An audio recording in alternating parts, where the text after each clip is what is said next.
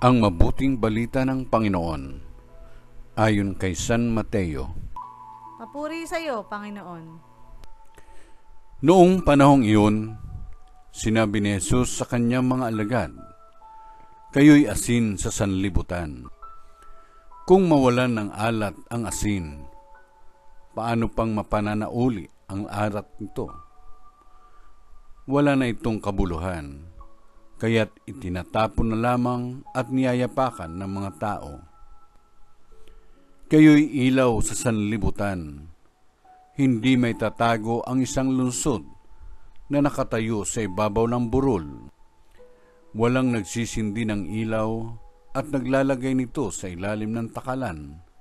Sa halip ay nilalagay ito sa talagang patungan upang matanglawan ang lahat ng nasa bahay. Gayon din naman, dapat ninyong paliwanagin ang inyong ilaw sa harapan ng mga tao upang makita nila ang inyong mabubuting gawa at luwalhatiin ang inyong amang nasa langit." Ang mabuting balita ng Panginoon.